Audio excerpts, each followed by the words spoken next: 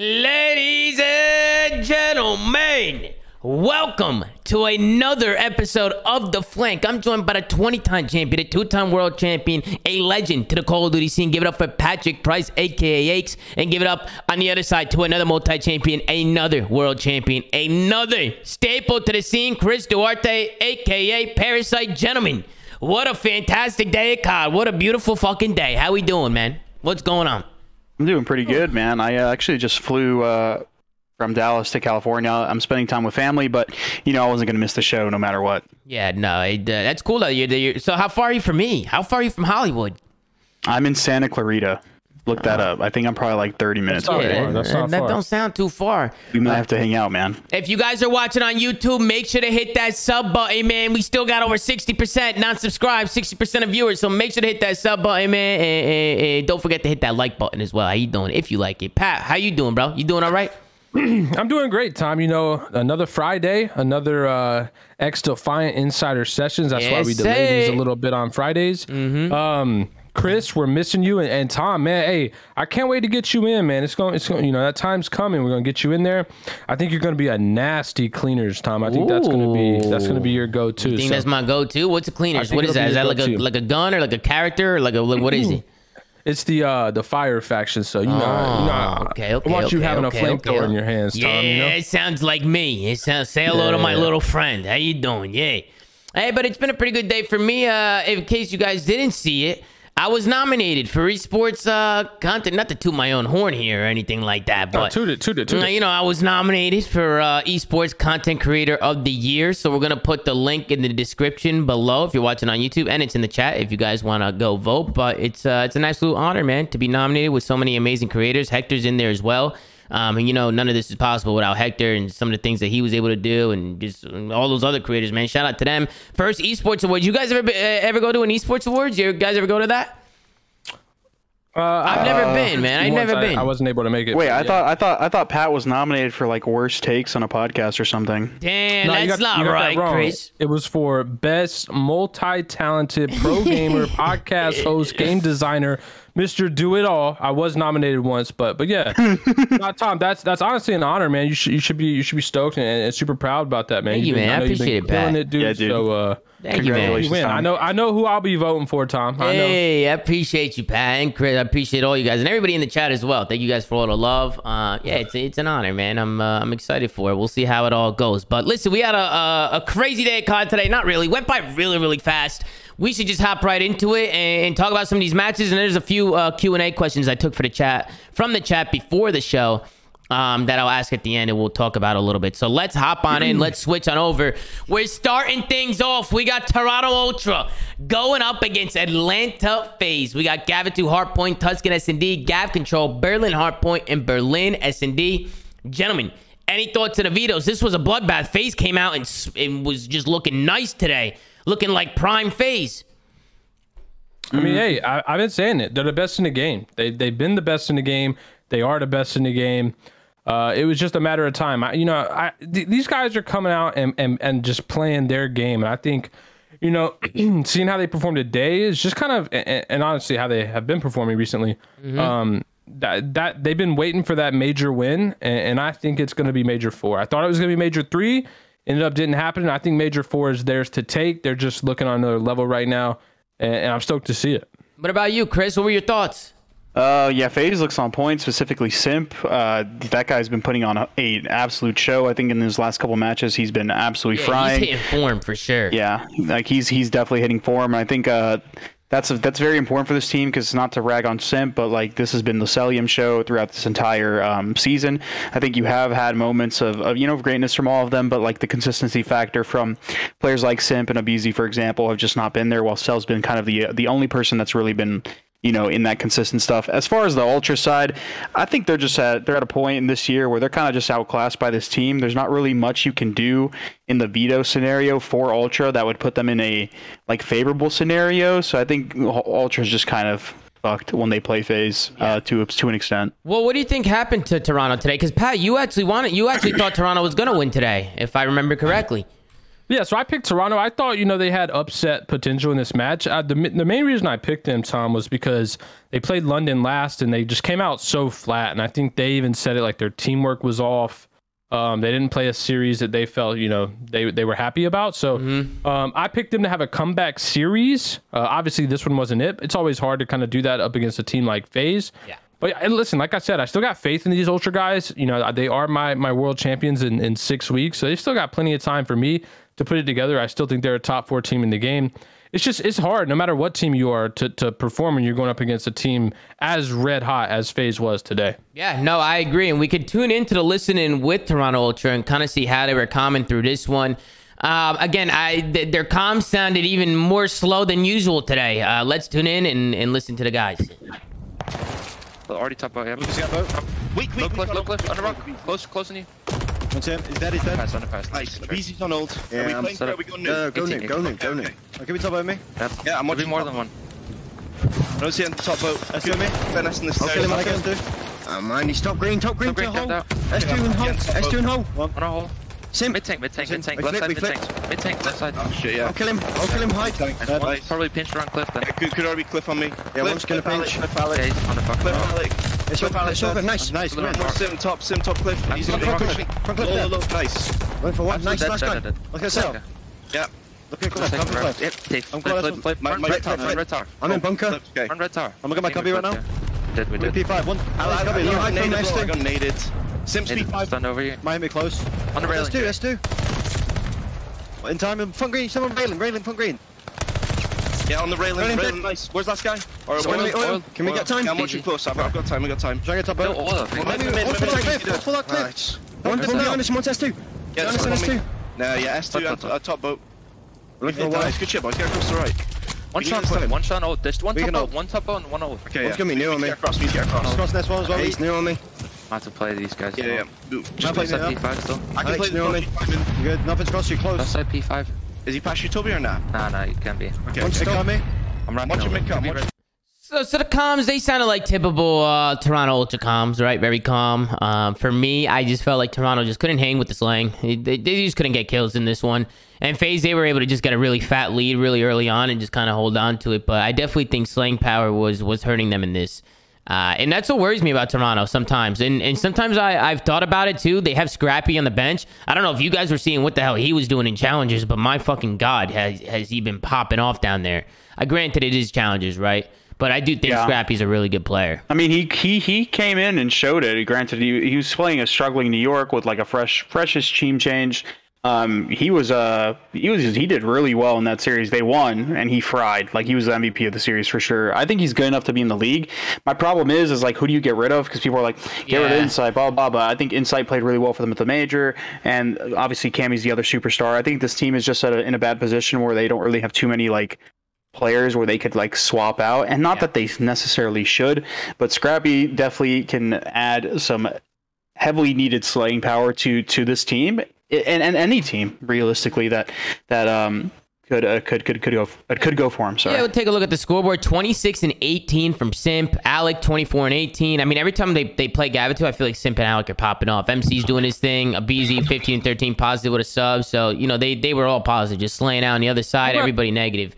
Go ahead, Pat. I see Arceus playing well. I feel like he's been, struggling's not the right word for Arceus, but he's been pretty inconsistent in some series, right? And it's good to see him come out versus a really talented team and another, dominant main AR and kind of just show out. So that's a good sign for me, if you're a FaZe fan. Yeah, no, I feel like Alec's been kicking up. Recently, even not just this match, but even just like beforehand, I feel like he's been looking really good for them.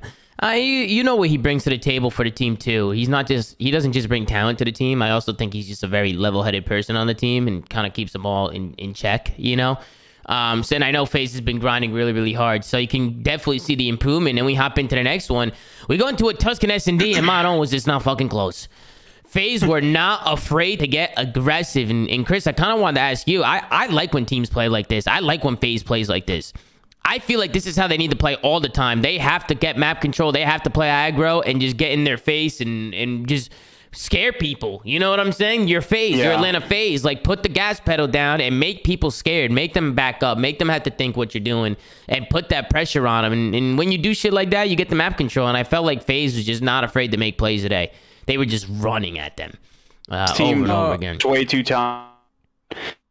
That aggressive style, like whenever they play like picks and play slow, I feel like that gives teams like Ultra an advantage. I've always talked about how like when rounds extend, Ultra is really good, but when rounds are short and stuff like that, that's when you're more likely to catch this Ultra team off guard. And Faze did a really good job of it in this map. But Faze in general have been playing really well in Search and Destroy lately. I don't know if it's just something that they've just started doing better, or if that's just you got to tip it to the coach, Tupac, right? Like that guy's been playing, like I said, that guy's been playing a lot of S&D 8s and stuff like that, just grinding his fucking balls off to hopefully translate some of that into some strategies for his actual coaching team. Yeah, what do you think about that, Pat? About the coaching, about an S&D coach? Because not a lot of teams have that. Yeah, so I mean, I think they definitely can be helpful. This case to me is unique, right? Because Faze in the past have been an absolutely dominant S&D teams at times, and honestly, this is kind of just a matter of time. Like, let's think about who Faze have played, recently in Search and how dominant they have been. Like, they haven't had a bad S&D so far in Major 4. They're they're pretty much frying everybody, and the games aren't close in Search. So I think this is just something where these guys as a team, obviously with Tupac, kind of just said like, hey, we have to get our S&D back. It needs to be this dominant kind of backbone in our best of 5. And I think they did that. I mean, Toronto Ultra was the number 1 First Blood team on Tuscan S&D, in the game right now. And today, Faze got every First Blood, 5 out of 5. And so honestly, yes, the coach does play a part. There's no disagreeing with that. But I think this is just a case of these guys, realizing, hey, it's champs time. Like, they got to kick up and they got to figure out, what should be their best mode. Because if S&D is Faze's best mode, it is really, really hard to beat them. Yeah, I think S&D wins championships as well. If a team is looking really good in S&D and they have a strong respawn, it's just a scary team to look at. And you can kind of see how this S&D was going the first 3 rounds I already showed. They kind of blew right by him, and Faze went up 3-0. Ultra, they were able to win a couple rounds, and that was a round where they needed to get. It was a 2v4 situation, but Faze, they just roll as a unit, man. I like how they do this. Almost gets a little iffy, little sketchy, but look at how they're rolling. They're rolling in packs, man. They like a fucking bunch of fucking animals. Look. Rolling in a pack, and I don't know how Kleenex was able to get 2 here. BZ gets caught sprinting. I guess they didn't expect him to be there. But after this round and Faze go up 2-4, this is kind of where Faze just blow him out. They rush A in the 2-4 round, and then on the 2-5 round, they just end up playing a nice solid D and holding it down. So really good S&D from Faze. Honestly, I felt like it was not even close. I felt like Faze was dominating all the rounds. We'll take a look at the final scoreboard. Simp again, 9-5. Just came off a big first map. Alec as well, 7-5. So Simp and Alec really showing out in this one. 5-6 from a BZ, 4-5 from MC. They're doing their thing. On the other side, everybody's negative except for Cammy. Nobody can really get anything going. So just a really good S&D from the Faze boys. Any final thoughts, Chris and Pat? I was gonna say, as far as the S&D coach thing, I think it's super important, man. Granted, how good some of these players that have been in the pro league and stuff like that might be good at S&D. I think having somebody that's in there grinding S&D outside of the pro league, playing it a lot more than these pro teams do, because these pro teams still play it a lot, but it's not something they play as much as they do respawn. I think that's always going to be an issue because we're playing multiple game modes. I think having another person to kind of like put input in that's experienced definitely helps. And I think if teams don't have somebody that is very, very talented in S&D, or like a coach in that aspect where they're kind of in the know of the scene and seeing a lot of the strats that people put into these tournaments of S&D players, I think they're losing out, man. I think it's very, very helpful. I think the problem here, Chris, is like, because I agree with you from an overall standpoint, but I still think the issue is like who that person is, right? Like, because I there's cases that we can look at, and I'm not going to name drop, but where I view somebody on a team as completely pointless. Obviously, Tupac and Faze isn't one of those examples, but like there's some cases where I don't think it's being beneficial just because of who, and not only who, but the results of the team itself. And at some point, I feel like you got to make a change of who you have in those coach positions. But I mean, definitely. Yeah, but I do want to bring this up because I was looking at some stats here for the matchups between FaZe and Ultra. I feel like Ultra really struggles against FaZe in this game matchup wise. I think this is one of their roughest matchups for them. Tom, if you remembered, like at Major 3 playoffs, I was like, I really wanted Ultra to play Seattle because I think that would be a good matchup for them. Yeah, I think it's the reverse, right? Because when you look at this. Ultra has a decision when they play FaZe. Do they play him on Gav for like what they veto? Do they veto Gav, which they're 2-9 on, or do they veto Bocage, which FaZe is 11-4 on? Yeah. So obviously here they go with the Bocage veto, which I mean I think is smart. It's going to be hard to beat them on Bocage regardless. But then they get forced on Gav, and then the same thing for Control, where it's like, you know, yes, Ultra is decent at Gav2 Control, but it's not their bread and butter, and it's like they would you know. Be better off on Tuscan or even Berlin, but in this situation they didn't have it. They ended up on Gav. So yeah, I think it's a really tough matchup for them because they're playing their weak maps against, you know, FaZe's honestly good maps, and there's not really a way for them to win that veto process. And they're starting off the series basically on their back foot and just kind of already at a disadvantage. Yeah, I mean that's why it's important. That's why it's important to be good at maps or have a lot of good maps in your map pool. You know, it's hard going into a veto. You're always gonna have an advantage if you're good at your map. I just remember in World War II TK, they never scrimmed London Docks. They just whenever it got to London Docks, they leave the lobby. They just saved it whenever they hosted. That fucked them, Tom. I've said this in the get-go. That fucked them. When they played us, we knew they were vetoing London everything, and we absolutely smoked them in the veto process. That's the factor, man. You can't just let maps go like that. Like, you can't just do that. You have to try and get good at every map. But go ahead, Chris. I didn't mean to cut you off before. I mean, I was basically saying that Pat basically put it really well because, I mean, he had the stats to back it. But I basically said that, like, Ultra in the case of FaZe this entire year, you can just see it. They just don't have a map pool that can compete with them. It's like you're just gambling. It's like, well, they're not very good at they're good at this map, but they're like slightly less good at this map. So what do we play? Like they just don't have anything. They don't have an ace up their sleeve, if you will, when it comes to playing FaZe like they do with other teams. Yeah, and then we get into the Gav2 Control. This is the third map. FaZe is already up 2-0, and we end up going into an overtime. Multiple defensive wins. You guys know how Gav Control goes. FaZe is on the offense for overtime. They actually go in with a listening for FaZe, and things are just going right for them during the listening. So let's tune in to Atlanta FaZe and see how they were common. He's a fucking. Guy for top ring. Top ring. Top ring. I'm getting shot. I'm trying to look top ring. Top ring, guys, holding. I think one's gonna be. I have you. He's doing mid, sir. I'm watching. Running at you. Top ring. Go. Top ring. Keep us on you. He's going. We're good. I can't. I'll get sorry. I'm about to strict in here then. Okay. Yeah, just wait. I'm B. Ring. Ring case. Two rings. Shit. Go in now. I'm going. I think he's our top. I'm watching. I'm going. Get top out. I'm left. Go. How many top out? I'm having. Okay, I mid on pinch. Okay, they give me their whole. Top out. I mid on top. There you. Shoot me from RB. There you go. There you. I missed the. Charlotte P5. I'm talking. What's up? I see top ring inside. I'm Charlotte P5 still. Watch our pitch if you watch. Yeah, be mentioned. Honestly, You just sitting there. I need help. Yeah, I will never understand what MC says. I know everything he's saying, bro. You taking top I got ring. Give me mid.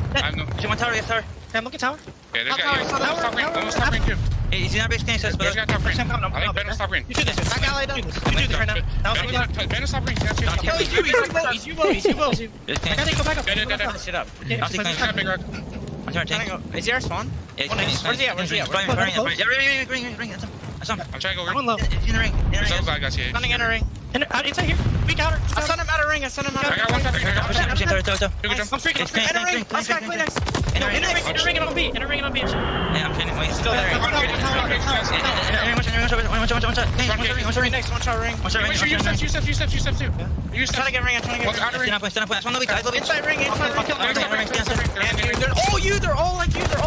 Oh my god. Jesus. I forgot about that. Don't play kills. I have been. They named me. Dog on deep. They missed I'm playing. One shot. Stay down. In the back.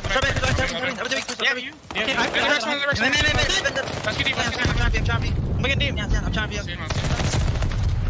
And that's gonna do it for the listening for Atlanta Faze. Holy shit, are these guys fucking twisted? Bro, Salim is fucking Bro, terrible. his comms are insane, bro.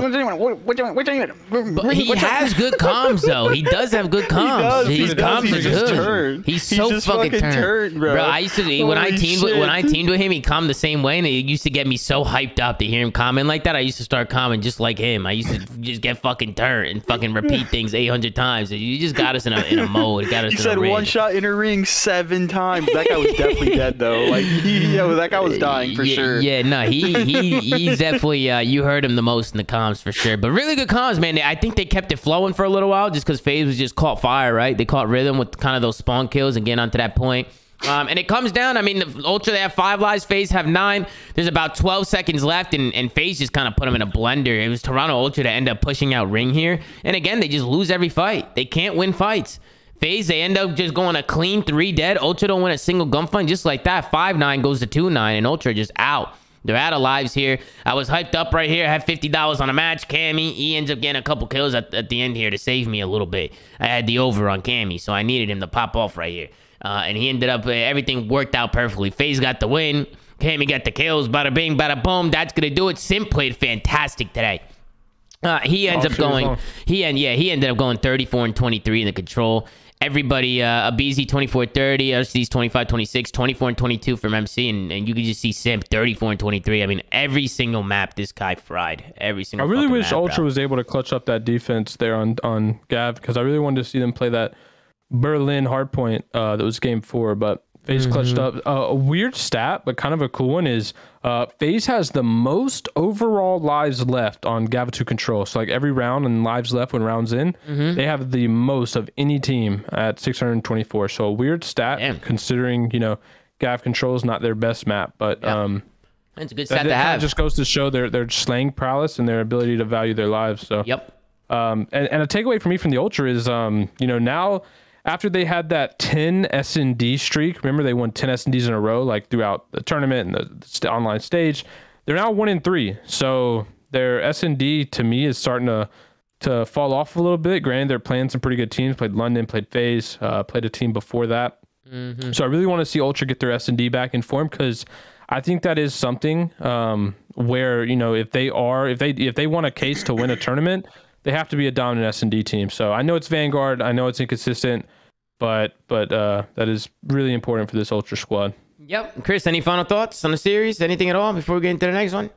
No, I'm good. Cool. We got Tuscan Hardpoint, Desert Siege, S&D. No, that's fine. I mean, hey, bro, if there's nothing to say, it's nothing to say. You know, no, it's just funny. It's like a waiter asking if you want dessert. No, I'm good. Tuscan Hardpoint, Desert Siege, S&D, Tuscan Control. Yeah, I see your brother. Everybody keeps seeing your brother running in the background. My niece was just running across. That's nice, though. You got your family and shit with you. You know, you're home and you're back in California where the sun's shining.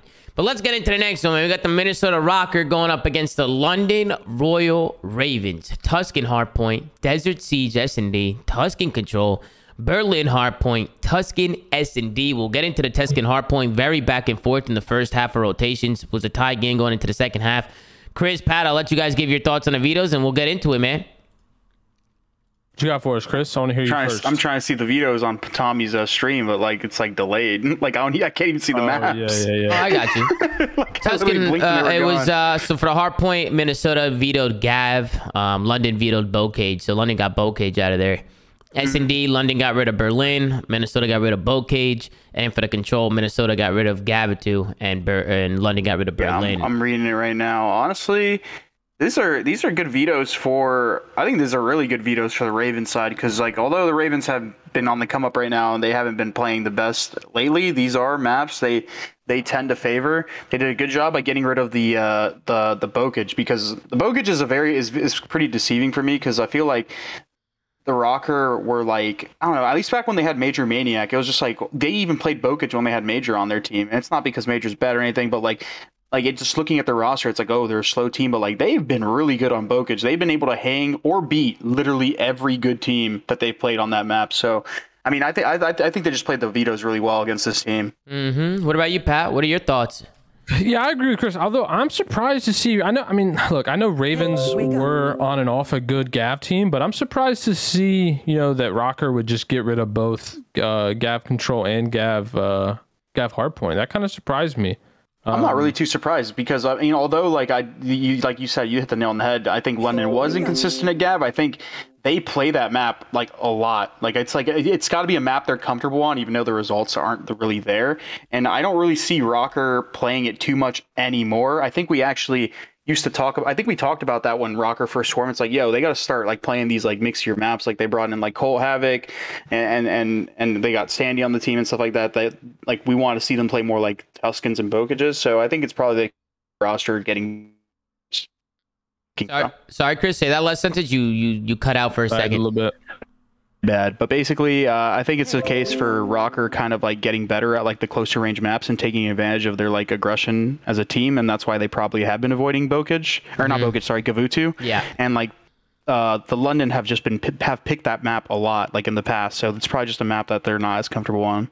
Yep. Speaking of the London Roar Ravens, we actually got a special guest in the building. Sorry for all the pokes. We're just trying to get him in here. Ladies and gentlemen, please welcome Mr. Trey Boy Cardi to the flank. Ladies and gentlemen, what's going on, Mr. Trey Boy? Hello. What's up, Trey? How are you, mate? I'm good. How are you?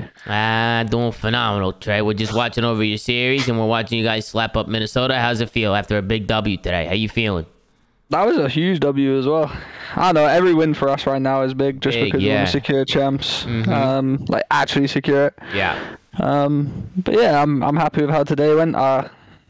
Especially with you know, we played well against Toronto, and then it's nice to see Nasty just absolutely piecing everyone again. So yeah, dude, you got a crazy team. Go ahead, Pat. I was just gonna say something that's really weird, Chris, because we were talking about vetoes and Trey. You can kind of chime in on this. When you guys were doing this veto process, how did you end up with both hardpoints in this series being Rokkr's statistically worse maps? Rokkr is 4-8 on Berlin and 2-7 on Tusken. Both the other maps, Gavitu and Bokage, they have a 50% win rate, but they literally are getting shit on in both of these hardpoints overall. Obviously, some are Major Maniac, and they end up as both hardpoints in the series. Obviously, both hard points that you go on and win in this series. So that to me was really surprising. So I wonder if you guys kind of had thought about that when you had done the vetoes and were like, damn, we got like our good maps and their shit maps. I mean, we planned like vetoes like day before or like even like a few days before, and we didn't expect them to play. I expected them to play at Tusken and then maybe a Gab, or Dom expected them to play Gab and Berlin. Like we were allowing them to do that. And then when Dom told us they playing us on Tusken, he came over and started laughing, saying that they trolled. Yeah, no, that's what I'm saying. When I'm looking at this, I'm like, damn, they trolled. You guys. Yeah, if anyone trolls against Dom, he just comes over laughing and goes, "Get this jersey on." They trolled, and then we just sit down and then we're just ready to play. Yeah, well, listen, let's get back into the match a little bit. I want to just highlight the play from Gizmo here, and he's been fantastic ever since he's come back for you guys, Trey. I feel like he's just been a little playmaker for you guys, and I just like the route he takes here. He's been an absolute pleasure to play with as well. Yeah, dude, he's a good player, and he's smart. Right here, he makes the game-winning play. On the second rotation, instead of hitting old with like 12, 13 seconds left, he cuts back to the right. He gets a big one-on-one win, and he's going to get to this P1 hill. You guys end up locking down a full 60 here on this P1, and that was the biggest lead of the game. You guys go crazy here. It was because Gizmo gets here early, wins the one, and then he ends up picking up a couple more kills here. He puts some shots down into P-Dog. I know a couple players try to push him U here. He's able to get a big two-piece, and just like that, not only is he working streaks, you guys locked down so much time. This is kind of where everything changed for you guys. What the fuck were they looking at? I have no idea. I don't know if they were challenging the same person or what, but Gizmo took care of business, and he took out both guys, and then it was pretty much just a steady, pretty easy for London. Going into the second P2s and P3s, they just kind of kept it mixy and kind of, you can always, once you have a pretty fat lead in Vanguard, you just need to kind of just keep pushing hills and keeping it mixy and just hold on to your lead, and trying to stay in front of rotations and lock them in, and that's what London did. And it started from Gizmo, so just really good plays. You guys would agree with that, Pat and Chris and Trey? Yeah, no, I like that, by the way, because Gizmo made the play, but in general, that P1 hill, the second time around, is an actual money hill. Like, it's not necessarily at the off the rip of the game, but the second time around, you can lock that down for so much time because you just have so much cover and like you just have so much map control when you're on that hill that like you can lock a team on a corner of the map like, every single time. Look at Weasley go. Look at him. Look at Weasley go. I mean, look at this. Matter of fact, let's go into the listening and pay close attention to Nasty here because he just fucking pops off, finds a big 3-piece. Let's tune in and see how the London boys are common. Ready? Charlie now. This is so sick. Stay alive. King close. Nice, have your if you want, Brian. Yeah, I'm pushing. Nice, you close to streets, Brian, you close to streets. No, I'm trying to run back. You got my elbow. Yeah, one's cross. One shot. There's two of them, okay? Have your round, close, Trail. Close. Nice, I'm gonna be fronting you front now. Get this scrap. Nice, one more, there's one more. Listen, this is big scrap. I'm trying to top first, Leave you. Yeah. Comes down, so I'm going right. Yes. Take our time. Top five, preacher. Marcus, just clear maps and wait for you. Yeah, I'm gonna win, bro. Right, listen, go right with me here, Trey, if you can. You wanna go right, yeah? No, you should go middle. He's on. He's on. Okay. Joe. I'm left right now. You don't see jump out the window and go 5 if you want, bro. Hold on. Oh, he's far left. Hold on the window. On the chimney. Touch must have backed up. One shot standy tiles. One stop fire. Someone take a longer. We have 70 seconds. Stop fire. Did him. I've done him in time. I'm nearly fire. Comms, Trey. Give me a love. Fire, one shot. Don't make noise. Back Eddie. Back all the way up. Attach on the back Eddie. Standy, that's great. Listen, he's behind the fountain. Yeah, one's in the back Eddie. He's behind the fountain watching fire. Behind the fountain watching fire. Push up fire. Turn around and watch your pink fire. Turn around and watch your fire. Two back Eddie. Throw in chance. I got it now. Let's Touch is on the free. See, line down. Nice, good kill. Yeah, I'll stay. I'll go fire. Back Eddie, one shot. I'll get you close. Watch this. I'm shouting him now. Touch one shot the back Eddie. I'm leaving it.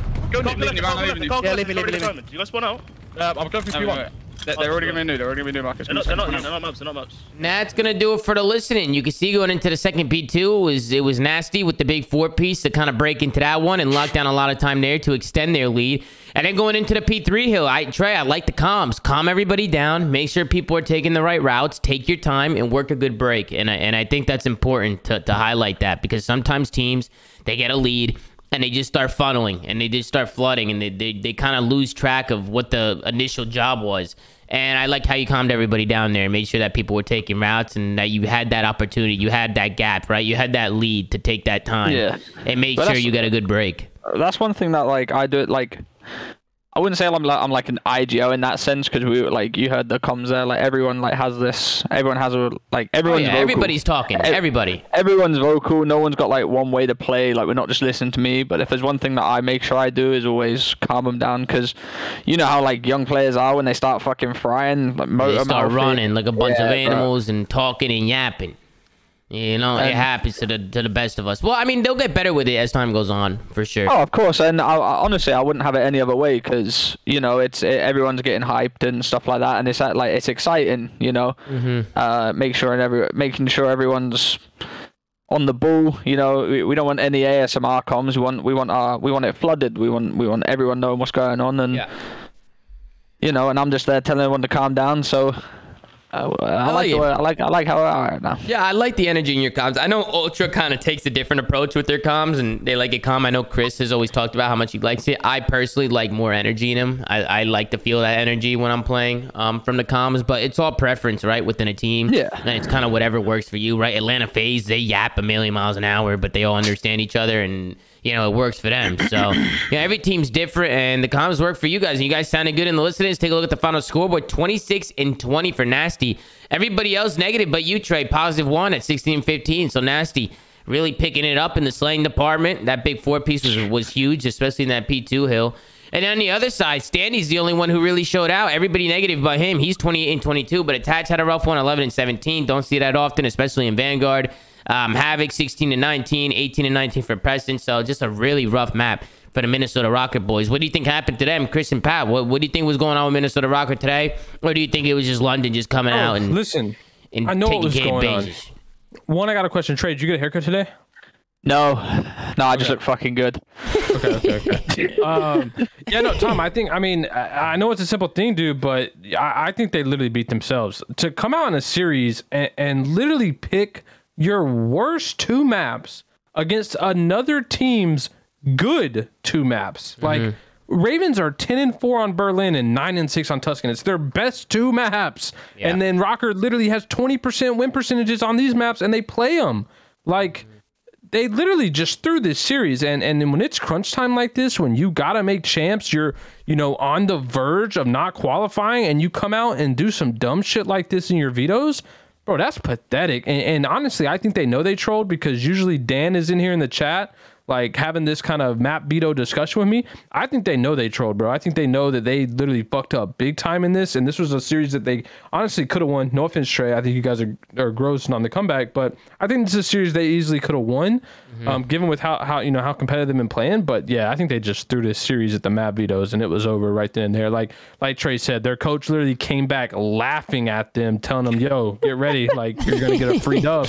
These guys are won." And trust me, I know this exists, because I've done the same thing. Like, there's been situations when I would veto against a team, I would like witness them doing the dumb shit, picking our best maps and their worst maps, and just in my head, I'm literally laughing at them. And I walk back to my team like, yo, they literally gave us this win.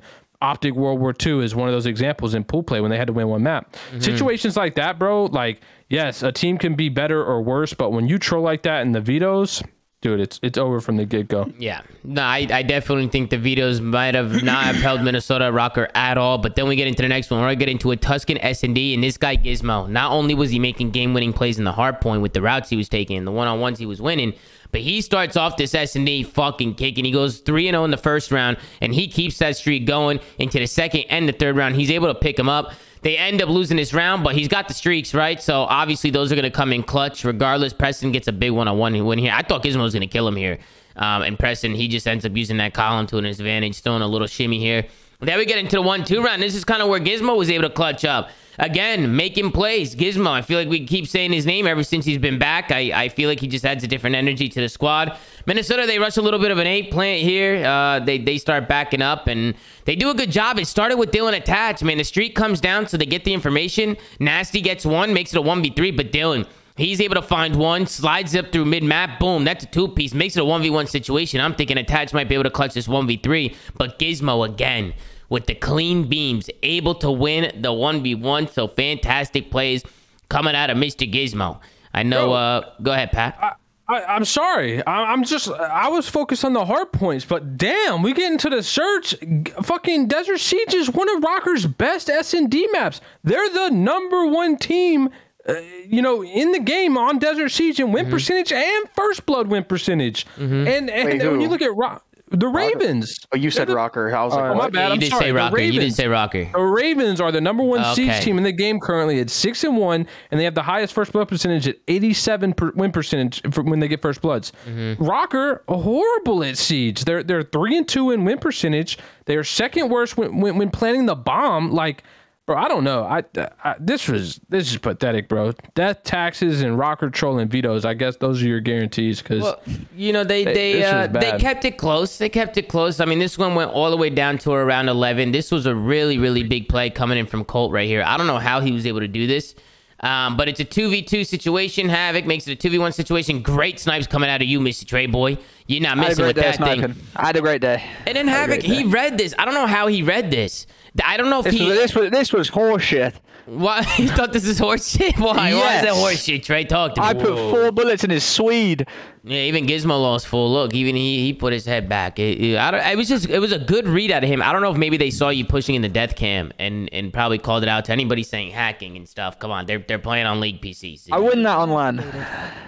Yeah, you say you win that on LAN? Is that what you said? Yeah, I win that on LAN, 100%. Hey, Trey Boy, I wouldn't doubt it, bro. I wouldn't fucking doubt it. And then we get into the 3-3 round, and Havoc does it again. I don't know how he was able to finesse 2 kills here. I could kind of show you guys how he was able to do it. He's going to make a move when you guys try and get that A bomb down. It's a 2v3 in favor of London. Havoc makes a play. kills the diffuser. Trey, he jumps at you. You got a pistol. Not really much you could do. Yeah, He jumps and Rainbow turns the Six birds. Siege, Tom, what do you want me to do? Yeah, he's jumping out of. He's jumping through walls, Trey. You know what I'm saying? Guy's fucking. Guy's an Avenger, bro. No, seriously, man. And then they go up 4-3, and then this round was a little interesting from Attach. Attach had maybe a little bit of a brain fart here. I'm not really too sure what his play was, and you guys can kind of break it down and let me know. But Dylan, he's going to snipe right here. He's going to look over. They're going to get the bomb down. 3v4 situation again in favor of London. They're able to make it a 3v3. P-Dog finds one. And then Gizmo and Nasty, they're able to find a couple kills here. I thought Dylan, when he made this play, I thought it was a fantastic play. I love the route that he was taking, and he completely he bamboozled you guys, Trey. You had no idea where he was. He saw two of you guys there. I would have liked him to take one out and then run. Like right here. Honestly, if he tried, like you kind of can't really see it on the camera, but Joey saw him. Like his camera model, like his player model, doesn't really show it like properly. But like Joey saw him right here. Joey's looking right in the other direction. It was literally like 0.5 seconds after this. Like the player camera doesn't really show it. I watched it back. Okay. Because right here, I thought it would have been a good play. Even the guy top train with that pistol, boom, hit him with the pistol in the back. Get the fuck out of there. 1v1. You know. Joey would 100% killed him if he tried. Yeah, I mean, Joey did turn around right away. You're right. He did turn around right away. So Dylan, he was kind of in a little bit of we saw him. Yeah, and I was calling out to Byron. He's on that like. I also didn't even realize that Dylan had a pistol, so not really a brain fart, but he was. I liked the idea he had to try and clutch it up, because I felt like he made the good play. I thought maybe getting one and getting out would help him, but regardless, he's in a 1v2, so trying to make. If he had an auto, 100%, he would have clutched that. And then we go 4-4. You guys end up tying it up. You win one, Minnesota wins one, and then we go over to a round 11, and this is where you guys were just able to have a fantastic fucking retake. It's a 2v2 clutch from me and Ronald, by the way. Yeah, an absolute stellar one. And I just like how you guys were able to do this. First, I really like the play from Minnesota. They rush that B site. They rush it right away. They get it down instantly, but it's what they do after. I like that they get it down. They run away. The tags come in. The tags blow up on site, and then I like that because the tags come in and they blow up on site, Havoc gets right back onto the bomb site. To kind of throw you guys off a little bit. You guys probably think it might be cleared. You guys throw the tags. Havoc's going to get back on there. But you guys somehow just win every single fight. Trey, you're going to open one up. Then Nasty, then Afro. I was picking him. Seriously, you guys were just Trey. You're able to find two from the back of the spawn, just shooting laser beams, and the rest of the guys are just able to get aggro. In Minnesota, we're not able to win a single gunfight there. So a clinical retake from London. That is not an easy bomb to retake. I feel like the best way to retake is what most people have been doing is getting on the bomb site, ninja defusing it, and looking over him. But you guys do it the old-fashioned way. You guys get every single fucking kill. I didn't realize what happened, to be honest. I got the pick, and I was like, right, let's slow it down. And I look at the thing, and so we're in a 1v4. I was like, what the fuck? Yeah. You say that, Tom? But they weren't watching anything.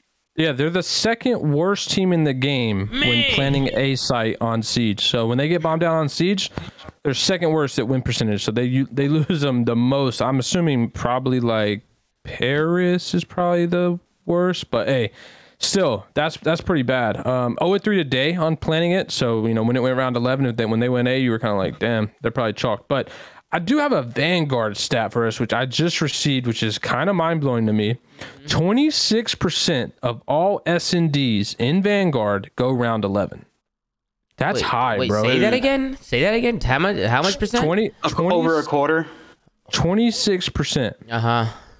That's crazy. Wait, 26% what? Say that again. Say it one more time. 26% of all S&D games go round 11 in Vanguard. Wow. That's interesting. Wild. That is wild. Why do you think that is? Do you think it's just the maps and shit? I think it's just the game, but I think a lot of it comes down to the maps in terms of the way they're designed. They're pretty fair offensively and defensively, at least in S&D. So a lot of time you just see teams trading like rounds. I also think a lot of it in this game especially, I don't know what it is, but a lot of trolls happen. Yeah, I know it sounds weird, but like 2 bullets because you die in half a fucking second. The amount of like 2v4s you can lose and stuff like that. Just people just die so quick around corners or get wall banged or something like that. It's crazy. Yeah. And then we get into the next one, get into the Tuscan control. Man, this was a fucking snooze. This is all defensive wins. every single one except for the overtime, which is where Minnesota was able to clutch up. So let's go over to the overtime and see how Minnesota was able to do it. Trey, from your POV, right after you guys lose this map, where do you think things went wrong? How was Minnesota able I got glide bombed through a tower by my own teammate. So we're gonna have to show. Was that in the overtime, Trey? Because it was. Yeah, it was really good. I had so much fun. We're gonna have to take a look at this here because Trey died from a glide bomb that was nowhere even near him, and I don't know what happened. Splash damage or whatever just got sent me back to hell. Yeah, we'll kind of see how they were able to do it. Minnesota off the rip, they're able to get the A site. Pretty typical stuff. I feel like every team's able to get the A site for the most part. And then they start doing that work onto B, right? They got a minute and a half left to go. The lives are pretty much even. Minnesota, they start by working some kills through Platt and working some kills through Church. They're able to get onto the site, but here comes the glide bomb. This is what Trey was talking about. Let's take a look and see where this glided, where this fell. Look where I died! Yeah, no, that is insane. That is fucking insane, bro. Look where I died, bro. You're so far away from me. I don't know. And there's a wall, and you're behind the wall. Where were you? Where were you?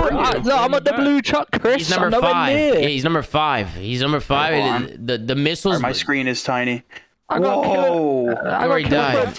Is that player? Wait, player 1 is there. It lands in front of him. And it's still whoa. And he doesn't even. Did the car blow up? No. The car didn't blow up. Nah, I don't think that car blows up. Does that shit blow up? Look at that fucking thing. No, I'm just look, the car's still there. Look, the car's still there. Look, not blown up at all, unscathed. But me, not unscathed, blown up to smithereens, pieces, gone. Reese just put in the chat that the same shit happened to him in the S&D. Five bombs are crazy. That's what I'm saying. That's fucking nuts. It's probably just a coding error with that building and I don't know the way it And then we lose the map because of it because I'm supposed to be we get those trades and then it's a 1v1 and I'll get him off point or yeah, that would have been a big trade. You would have got there. You would have got that trade probably. I mean, he was weak, just trying to stay alive. You would have just slid the corner and probably killed him. But Minnesota. I got some breaking news. Oh shit! Talk to me. Can I link you a clip? Where do you want me to link you a clip? Where's the best place? TeamSpeak? Discord? Yeah, you can link it to me on Twitter. Link it to me on Twitter, man. Yeah, Twitter. Put in DM. What is this? I'm you gonna want me to pull it up? I'm gonna drop it in the Flank production. Yeah, no problem. I could pull up anything. Yeah, you say. So this is I just want to watch the first. Let's see the timestamp. This is Brian Saint. What is this, Pat? What video? We're putting ourselves in good situations. Now it's time to execute on them. Go for the first 25 seconds. So let's listen to the first 25 seconds, Tom. All right, let's listen to it. Let's bump the comms and listen to Brian Saint here in this random-ass clip that Pat just sent me. We've kind of been in a bit of a rough patch in terms of practice. We haven't been playing well. Even back to last stage when we were performing really well, our practice wasn't fantastic either. But we kind of just pull it through in matches and clutch things up a lot. But right now, we're just putting ourselves in good situations come match time, and we just can't figure out how to close out any map when it comes down to it. Things get really frantic, and we just pausing. Hang on, hold on. Gonna have to grab a Q-tip and clean my ear out real quick. Dude, what's wrong? I thought I heard that. Did you just whip a Q-tip? I don't know. Where'd you get that? Can you play that can you rewind 10 seconds and play that? Rewind it, no problem. Why don't we replay? Let's replay it, Pat. Boom. I heard that too. Yeah, let's replay it. I'm replaying it. In terms of practice, I whipped the Q-tip out his asshole. Even back to last stage when we were performing really well, our practice wasn't fantastic either.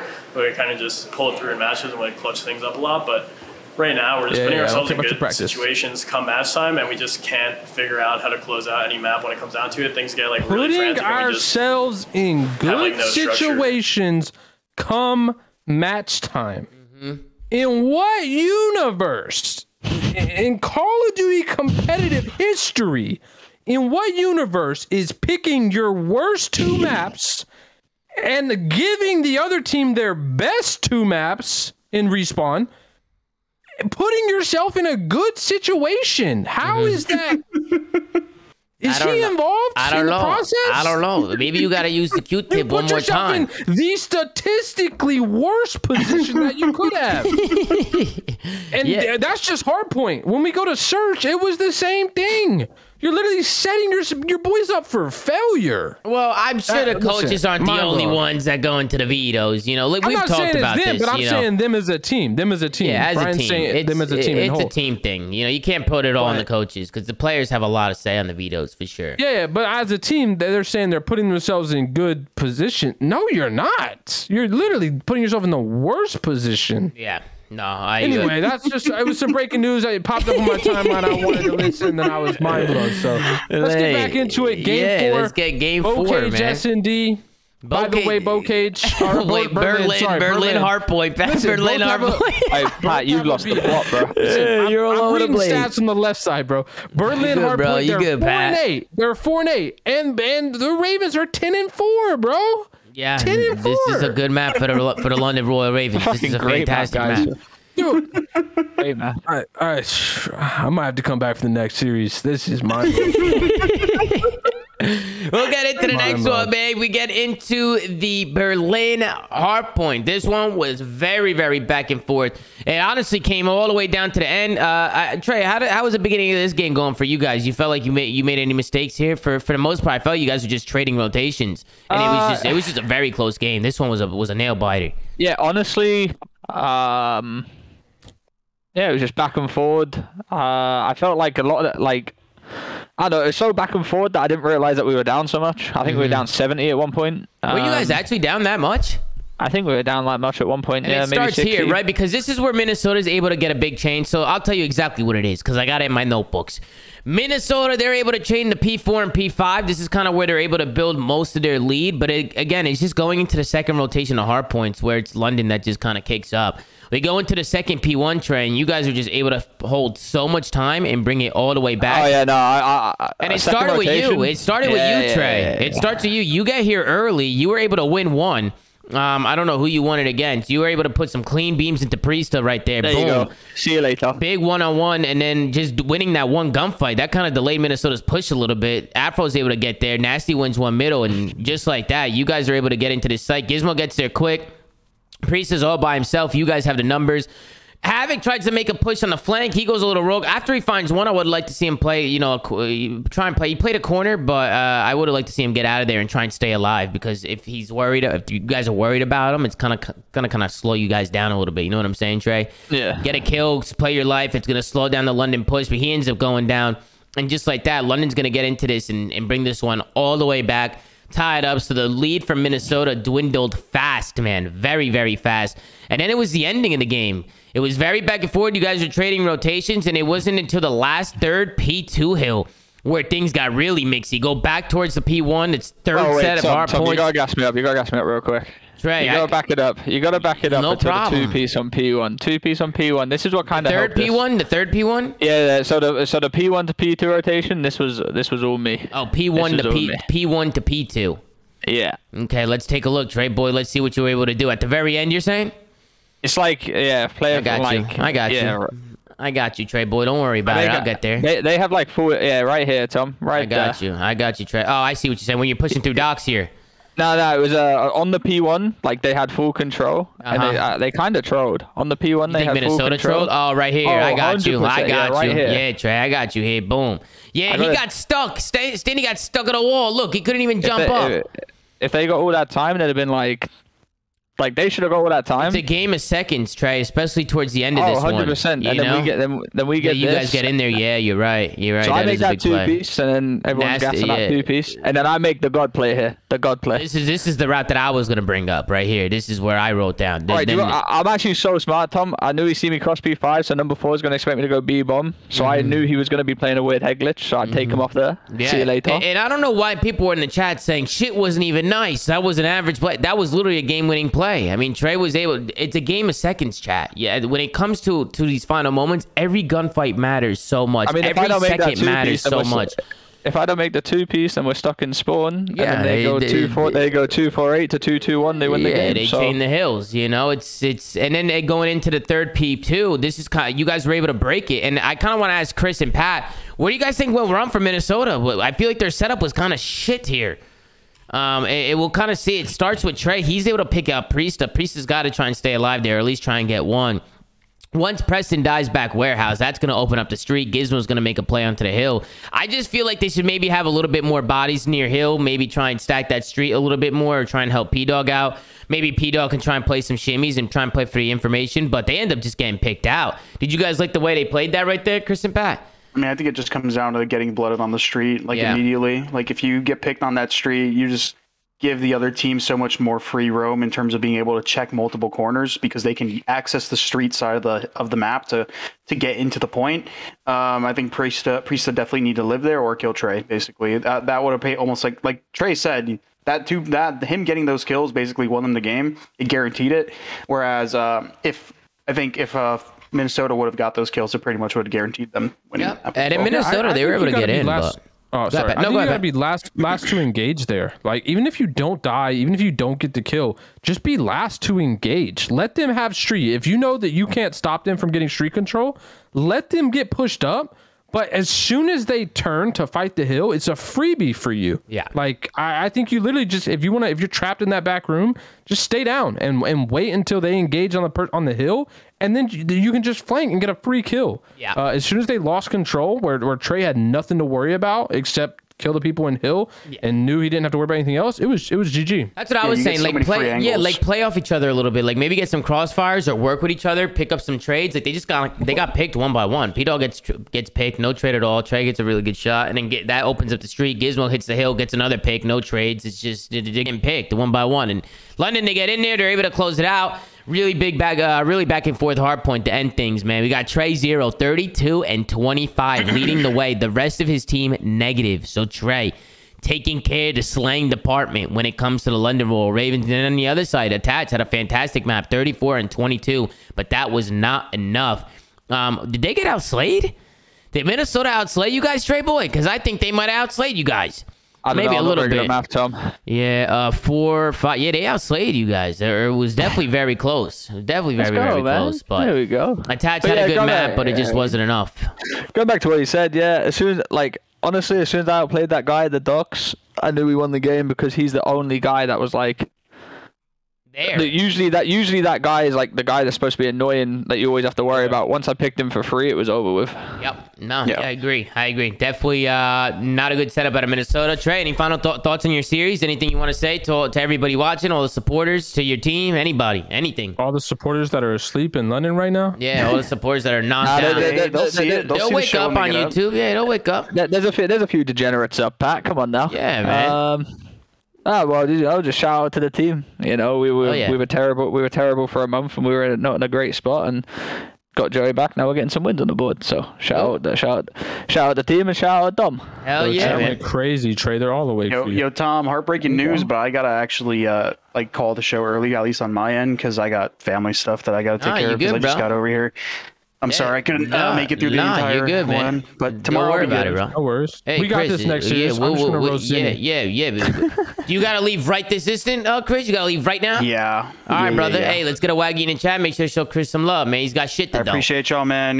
Pat and Tom will take care of you. Thanks for coming in, Trey. Thank you, chat. I'll see you guys. Bye-bye. Later, Chris. Peace out. Hey, Trey boy, you want to stick with us now that Chris is gone? You might as well. Yeah, go on then. You might as well stick with us, man. Let's get into the next one, man. We got let's get into it. We got Boston Breeds going up against Seattle Surge, Boat Cage, Hardpoint, Tuscan, SD, Tuscan Control, Berlin, Hardpoint, Berlin, SD.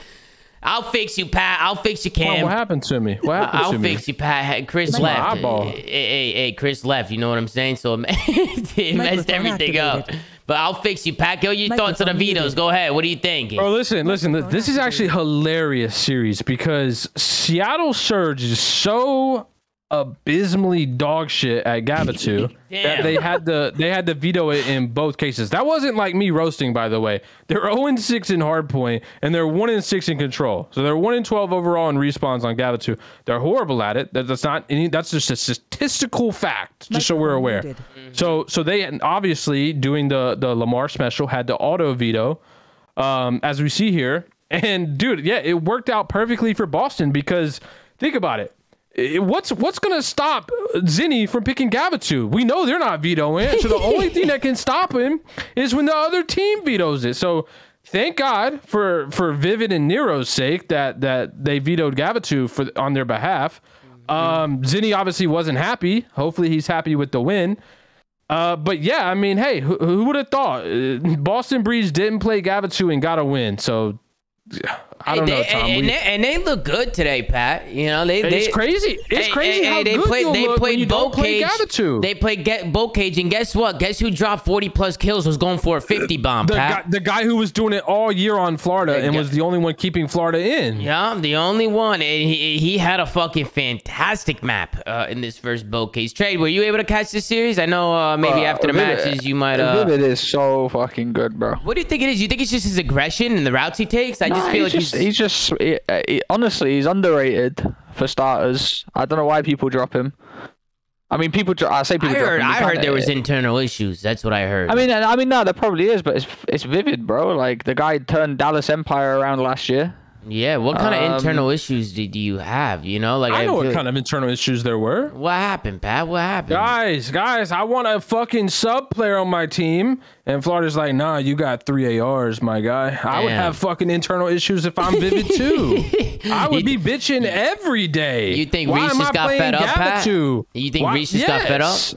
Absolutely, and he should have, rightfully so. That team was slow as molasses, and yes, skies fried when he pulled out a sub, but that team just traditionally was 3 ARs. Yeah. And so, yeah, if I'm Vivid, I wouldn't have been happy either. And I'm sure, you know, there's some, you know, disagreements on how to play the game and how to play certain situations, and obviously Vivid is not the same style of player as those guys on that team, so I think that, you know, was part of that. And I think he's better off on this Boston team. I think being around TJ and Nero, not so much Zinni, but TJ and Nero definitely want to play the way Vivid wants to play. Why not Zinni? Why you always throwing strays at Zinni? What happened with Tony? Zinni's wanting to be on Gavitu. Yeah, but I feel like Pat Zinni's a good player on Boat Cage too. You know, Pat, he could play this map he's too. Not bad. He's not bad. But the fact that they were playing Gavitu in back-to-back series when you had Vivid and Nero, the only one on that team who could have been asking and you know voting for that was Zinni, because there's no shot. Not even TJ would want to put Nero and Vivid on Gavitu when you could put him on Bow Cage or Tuscan. I agree. And Zed even said it in the chat. Hey, Zed even came in. He said it was all Zinni's fault. So I'm gonna believe the coach. Yeah, he did say that. He did say that, man. We also got Alec in the chat. Shout out to RC's great win today. You were doing your fucking thing per usual, Alex. So fantastic W. And get a RC's in the chat, man. Make sure to show him some love. Let's go into a listening with Seattle Surge. Pred was letting him have it. Was talking a little bit of shit. Let's tune in and see how he was calming. Coming out. Nothing game. L corner. One shot. L corner. I'm coming, bro. Top one. Back door. Back door, one shot. I went. Don't let me get out right. We're good. Yeah, keep making it. Nice. I have your dub. Oh my god. Nice. Last guy. He's one take area. They want to take. Downstairs. Come on. They're still spawning in the back. Boats. Single. One shot. But he goes stairs. I have left. Okay. They're dead. I hit him. Touch on me. One shot single. Okay. Call them bots. Okay. You have done there or what? Yeah, no. I'll get it. All right, open. I got time. You guys back watch me. One more far up. Do I need to watch back? Yeah. Far right. Okay. I have back right. Farmhouse, one shot. Watch me. I have far back. One shot front door. Yeah, they're standing me. The top house got me. Fuck, I'm getting enough time. I'm flanking front. I give it back. One front of me. Two front. One shot front. Two front. I need two front. One's going zig. He's going zig. 100%. I spawned out. Kills. Come here. And one top bench as well. We'll kill time. Yeah. I'll kill bench. Okay, I'll kill time. I don't know. I'm in back house. I'm waiting for you. Time weak. Back. Bottom house. Ramp. He's on time. Yeah, behind the boat. Yeah, he's behind the boat. Behind the boat, Reese. The rest are spawning out. Time as well. I'm nading over. I'm flipping it. Nice, one time, guys. Big kills just. I naded him. I'm looking over. Can you get him? Yeah, I'll get him. Nice. Got time. I naded him, guys. I'm showing him. Right corner dead. Yeah, I'm in 10. One shot. Bench dead. I'm pitching cuts right now. Good route, Matt. Good route. Zinni's cutting you, man. I heard you. Nice, bro. Yeah, I'm laying I down don't back see him. here. Tractor. I have tractor. I'll swing left. Tractor dead. He's on the right. I'm gonna push it up left. One shot in time. Bottom house. And that's gonna do it for the Seattle Surge listening. What did you guys think about that one? A little shit talk coming from AG himself. Little Pred calling Boston Breach bots, quote unquote. Yeah, I don't know if you can do that when someone's dropping 40 on your forehead, though. Yeah, I mean, hey, listen, Boston came out and maybe he was just talking to Zinni. We didn't know. Speaking of Zinni, I said join the show. He texted me back saying, "Okay, Drag, I'm here. I see him in the Discord." Then he texted me back, "Never mind." And I said, "Why not?" he said, "I ain't joining. I'm chilling with my team." I said, "All right, Tony. He's literally right here in the Discord. He just dipped out." So Mr. Tony not getting the special to guest award this year. I don't think from the flank, man. Who do you think is number one right now in the best guest of the year award for when we do an award ceremony at the end, man? Who do you think is number one right now? I think Donnie Temp might be number one. I think Tim's up there for sure. Oh, look, he's back. He's back, Trey. Look, he's back. Tony, are you here? What's this guy doing? What is he? He's joining the call. What's wrong with this guy? You know, hey, Trey, you might need to be number one too, Trey. You might. Hey, Nah. Donnie's been there way more. He came there in person. I was fake. I took a hiatus for a month. Didn't even stream for a month, Tom. That's how bad I was. I don't deserve no award. I'll take best looking European player. I like that, Trey. I like that. I'm just laughing because Tony's putting his camera on and shit. What's wrong with it? Why can't he just? He said he's chilling. He said he's chilling in the room with his team. Can you guys hear me? Yeah, we can hear you. Oh, there we go, dude. I've been trying to figure out how the fuck you can hear me. What do you mean? Phone? You on? Yeah, I'm on my phone. Do I sound? No, you're fine. You're calling in. Yeah, no, you're good. You're calling in. You're calling in live. Where are you right now? What's going on? I'm in Zed's room. Oh, you're in Zed's room. What are you guys doing in there? You watching VOD or some shit? No, we're watching the flank. Hey, it's what I'm talking about. Let's get our link in the chat, baby. We're watching the flank. Yes, sir. We were just talking about this first match where AG called you guys bots, Tony. He called y'all bots. Yeah, were you listening to that? I mean, I didn't know until now. It's all good. Yeah, he was listening. He was talking mad shit. We'll take a look at the final scoreboard. You guys are fucking morons if you think we're playing Gav because I'm sitting there arguing like that. You guys are fucking idiots. Well, walk us through it. Walk us through it, Tony. Why are you guys playing Gav in their other series? Look at what you're capable of doing on Bocage. Listen, man, I have a number one Bocage team.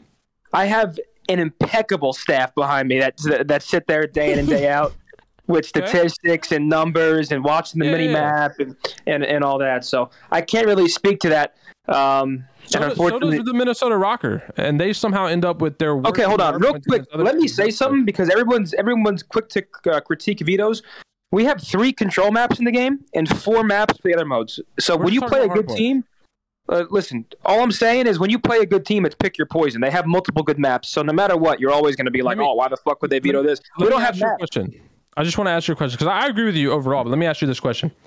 I'm just going to read you out some statistics, so just listen. The Royal Ravens are 0-2 on Bocage and 7-7 on Gavitu, okay? 10-4 on Berlin and 9-6 on Tuscan, okay? So listen, I'm not going to say... I'm not going to say teams don't make mistakes, but what I will say is, like, there's always a reason for it, whether they're confident on the map, they've been playing well on it in scrims. It's not like teams look at the same stats you do. They don't sit there and go, let's fuck ourselves over. I'm sure they do look at the same stats, but the problem is they make decisions based on Havoc was flying in this scrim this day. This day we won 7 respawns in a row on this day. Blah. Who cares? Like your example, you have a Vivid and Nero. Tony, I would literally, you could win 50 Gavs in a row, and there's never a situation where I'm gonna say, yo, go play Faze on. Well, I mean, Gav. Here's the thing, though. When you can play another map. If we would have lost Bocage, I'm sure you'd be sitting here saying, statistically speaking, playing Seattle on Bocage would be dumb as fuck. No, listen, you have a Vivid and Nero. You're the one team I want playing Bocage, whether you're playing Faze or Seattle, because you stand the best chance. You have sub players who have the capability of when they go off. It was the same thing on Florida. Bro, it was the same reason Florida was able to fucking win Bocages against top teams, because they have these players that counter that aggression. Some days you're not going to get all the kills. It's going to happen. But you have the players who are going to be set up for success. Putting a player like Vivid and Nero on Gavitu, there is no set up for success. It doesn't matter if they get the kills. You're most likely going to lose more often than not, because it's just not their style of play. You're not giving them the opportunity to do what they're capable of doing. But irregardless of that, I just think there are limited maps, but you can still make rational, good decisions on those limited maps. It's just my opinion. I don't know. I agree with a lot of teams trolling their vetoes more often than not. You can't have the mentality where there's only 4 maps. This now you still gotta, Listen, I mean, you have to sit here and you have to discuss something. All I'm saying is the map pool is so limited, and when you play top teams, you're both right. Like a Faze or like a current London, for example, you're going to have to play them on their stronger maps sometimes. There's just no way around it with our map pool. That's my point. Yeah, it's just not always as black and white. You know, it's not always as cut clear, but I definitely think that teams can definitely be making better decisions with their veto process. I mean, and honestly, if you think about it on the flip side, right? I think I heard you say London's like what 6-1 on Siege. I'm sure Rokkr was sitting there with all that VOD, thinking, you know what, we can counter the fuck out of them, right? Like I'm sure that is important to know. I'm sure they were, but they could have played. You can't count a greatness, Lozen. You know what I'm saying? Yeah, what's going on, my boy? What's good, my brother? Man, this is a vibey flank right now, man. I like this little squad we got, bro. You can't count a greatness with VOD. Like it just don't happen like that, Zin. You know this. Zinni, what happened in the S&D? Y'all got shit on. Honestly, dude, we started off 2-0, up 2-0. I'm 4-0.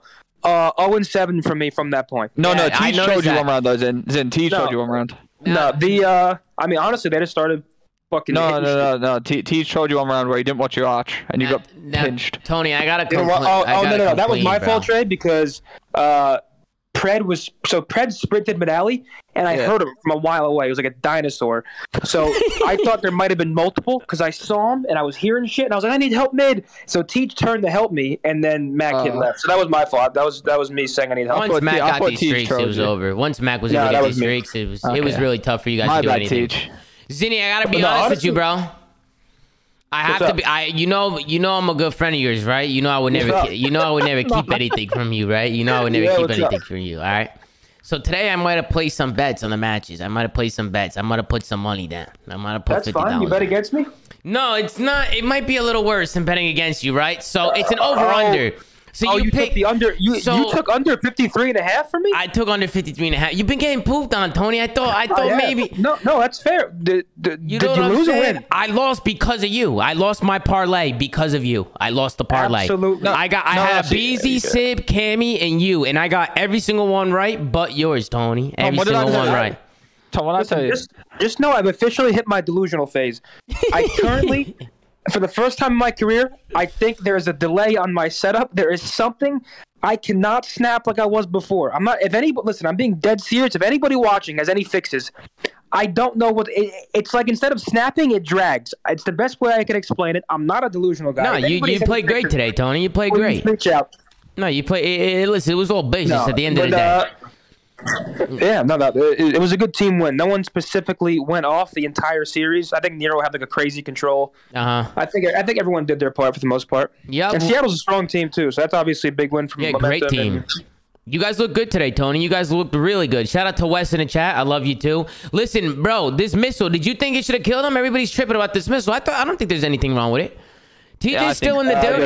It goes to the door. He puts it through the door. He puts it right in the doorway. No, it doesn't kill number 3. It kills number 1. What the? It doesn't kill TJ? It doesn't kill number... No, it kills Reese. What the fuck? That's what Tom, I'm telling you, bro. What the fuck? Wait, Zin, you saw I died to a glide today? What the hell? What is wrong with the glides? Was there like a silent fucking fix or some shit where they broke the game even more? Into fucking nukes, Tom. They broke this shit. Well, apparently not, because people standing right next to it aren't even being affected. They're not even dying from it. Nah, it's just me.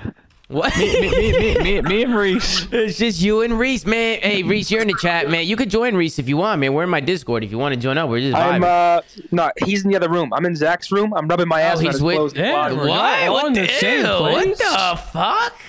You're rubbing your ass on his clothes? Look at this. He's got a Louis Vuitton sweater. I'm rubbing my ass on it right now. What the? Hey, what's wrong with this guy? What the fuck is wrong with this guy? Who's your coach? Little baby. What's coming on there?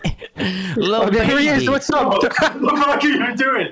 Oh, what? You in trouble now? You're in trouble now. Here he is. Pred's playing. Yeah, he's got a bathing ape shirt. He's got a Louis Vuitton, a Star Wars. Yeah, who the fuck is this guy? This guy's StockX. All right. Hey, this guy's fucking. He's literally the fucking app, the homepage of the app. Jesus, guy's fucking new releases. Yo, apparently, how much are you getting paid over there? You leaving Tony? You out? Because I was gonna ask you about this control. Y'all won 3-0. It was a good, comfortable win for you guys. I was gonna ask you how you feel, or how you felt after a big. You guys, this was comfortable, Tony. There's not much to talk about here. Like, this was very fucking comfortable out of y'all. Okay, so I think everybody looks at our 3-0 loss against Thieves and looks at it like, oh my God, these guys are not that good. I mean, yeah, and I guess it's fair. But listen, I'm not going to elaborate more. But you played Gavitu, so listen, we're very confident. Scrim's been going well. We're playing well. Reese adds a lot to the table. So yeah, we're excited to keep it. Hopefully, the ball rolling. That's all I got to say. Yeah, no, that's fine, Tony. That's all you got to say, right, man? One thing I want to say was, speaking of StockX, isn't StockX getting sued? Aren't they getting sued right now for like hundreds of millions of dollars? I'm pretty sure they fucking got one of my random emails in a data breach a few years ago. So fuck. Oh yeah, no, I've been dealing with that. I still deal with that to this day. What is that? What do you mean data? What is that? Data. Basically, back in the where emails and passwords got Yo, Zach, this is a nice oh shit. I'm still dealing with that to this day. You know, I literally someone tried hacking my Hulu account. What the fuck? Unbelievable. That's crazy. I didn't know that. Oh, they were selling fake shit apparently. That's what they were doing. That's crazy. Nike suing them. Damn. Hey, you know what? That Nike, if you're getting sued, Nike is not the person I would want to be getting sued by, or the people, the company I would want to be getting sued by. That just sounds miserable. Hell no, don't fuck your ass, those lawyers. Yeah, bro. Jesus Christ, Tony. Tony, you're moving mad tonight, you know. Yeah, why? You're feeling good right now, Tony. I can tell. You're moving mad. Did you steal your coach's cologne? I heard you say something about Zed's cologne. Did you steal? Yeah, what cologne is that? What kind of cologne does he rock? Denz's? That smells good. You share one bedroom. Nice. You guys are sharing listen, I'm gonna head out. So any final questions?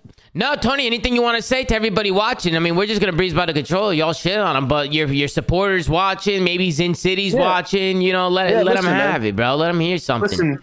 Listen, I love you all. If we got Zin City in here, I'm struggling to balance the streaming and competing. So bear with me while I try to figure it out. But most importantly, vote for ZooMaa in the Esports Awards. I need every single person. I need every single we got 5K people in here right now. If you don't pick that fucking laptop up, you lazy sacks of shit. Call of Duty has to prevail. One of the moderators, spam the link in the chat right now. I need everybody in here voting for ZooMaa. Tony. I believe I believe it's Esports Content Creator of the Year. Esports Content Creator of the Year. Yup, that's exactly what it is. I need everybody voting ZooMaa right now. So one of our Hector's got enough fucking awards. We got ZooMaa's winning this one. Hey, no, Hector's been doing fantastic stuff too. I love you all. Enjoy the rest of the show. Good night, fellas. All right, later, Tony. Thanks for hopping on, brother. Later. Thanks for hopping on. Listen, we could get into this control a little bit. Not really much to talk about. I felt like Seattle. I think Nero just had a series. Yeah, he had a series. And listen, I had mentioned about Nero. I feel like he's getting more consistent. I really believe that. And I don't know what you think about that, Pat and Trey. What do you guys think? Yeah, he definitely played good today. But Vivid, I'm not like trying to put any down on Nero, but Vivid played actually the best on this team, and I think that's kind of just how important this roster move was for the breach, and how bad it was for Florida to let go of somebody who has the capability to do this to one of the top teams. Like when he gets maps where he can kind of just be a menace on the map. Yeah, he's able to do stuff like that, and I think Nero is a great kind of a partner in that regard, to where that's what Vivid wanted, right? Just someone who could kind of just go rogue with him. So they're both really impactful players, like Nero and Vivid together. Being together helps them both. Yeah, right. And when you have two impactful players playing off one another, they're gonna feed off each other's energy. They're just gonna mesh well together. I think the best thing about Vivid is, and no matter how, being a sub player as well, like if you're having a bad game, like you could not bring as much to the table, but he always is bringing 150, whether he's 17 and 26, but that's a good 17 and 26. Like you never have an issue with it. Yeah, no, I just feel both of those guys, man, when you play against them, you feel their presence when they're having good maps. So you're just like, yeah, you can feel him on the map. You're always looking for him. He's always popping pieces. It's just, you ever play against a player where they're frying and you don't feel him at all? You'll like see the scoreboard. Oh yeah, no. You ever have those moments? Happened, yeah. You're like, you look back and you're like, this guy had 40 kills. This guy didn't fuck with me once. How did he get 40 kills? Vivid and Nero, you're not gonna have maps like that where you're like, how does this guy have 40 kills? You're gonna feel their 40 kills. You're gonna know where they are. You're gonna know what they're doing, and it's gonna be annoying to play against. So you know, they're going to be really good players, and I think together they got the formula, man. And then we get into the Berlin hard point. And again, this is where Boston was just able to close it out. I'm not really too sure. I feel like Seattle, they didn't look like themselves today, though. That was the first time Surge has ever been swept in control. That was the first time that they went swept with no round. They didn't win a round. Yeah, they got 3-0 in control. That was the first time. That's interesting. That's where you getting all these stats, man. You got a little burner, huh? You got a source, man. Yeah. you got a source. Yeah, I like that, Pat. I actually lost Phil at this hill. Mr. Turtle, I got you lost Phil at this hill, Trey? Yeah. Why? You can watch it. This is where Seattle do not hold street, ladies and gentlemen, because I have it written down in my notes. P3, Seattle. I mean, listen, Trey, I have been bitching about this play for so long. Like, seriously, teams do not want to hold street. I don't know what it is. Are they scared to hold it? Like, are they scared to just kind of wide chow it? You know what I'm saying? I think if you look at the minimap, I think it kind of got mixed up. Like, at the start of the hill, like, Sib goes to run out to the street and then runs back in because he sees Lamar spawn there. Right. I think... You know, so I think Pred Sib was gonna go grab it.